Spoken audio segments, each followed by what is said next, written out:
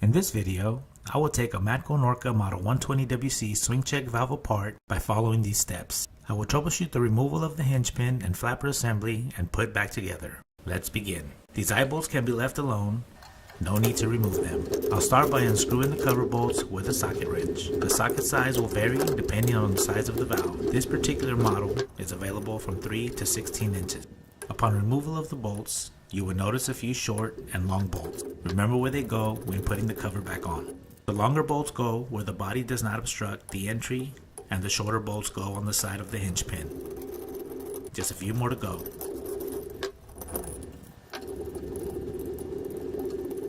Now I can remove the cover and the O-ring. Next I need to unscrew the seat nut using a crescent wrench.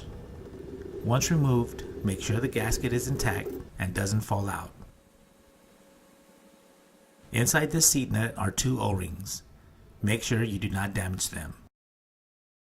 One thing I want to point out is you do not have to remove the snap ring to get the hinge pin out. Here is the tricky part.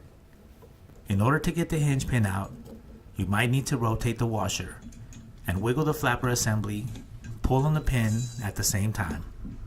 Keep an eye out for the spacers. They will drop into the valve. Do not lose them. Another thing to pay attention to is that the key does not fall out of the hinge pin when pulling it out. This is the key that locks the hinge pin to the flapper assembly. Here is the bushing that keeps the flapper arm aligned properly. And here's the snap ring. We can take out the flapper assembly. Notice the direction of the keyhole on the arm of the flapper assembly. Only one washer has the same keyhole. So when assembled to the valve and all 3 components are lined up, you can insert or remove the hinge pin from the body. Now you can perform any maintenance needed. So let's put the valve back together. Make sure the key side of the hinge pin goes in first. Grab the washer with the keyhole and line up with the key of the hinge pin, then do the same with the flapper assembly. Line up and push in the hinge pin. Install the last washer and one last push of the hinge pin. Make sure it locks by spinning the washer with the keyhole. You can check it with the lever and weight.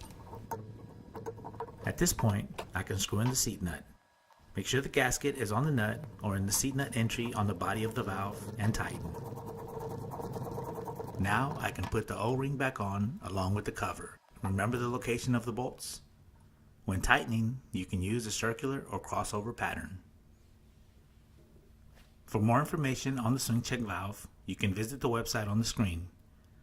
With the cursor, hover over the Valves tab, click on Check Valves in the drop box, scroll down to 120WC. Now you can download the spec sheets or installation manual. I'll download both. Click on the download file on the bottom left corner. Now you can print out the manual or print the specs for municipal bid submittals. Thank you for watching.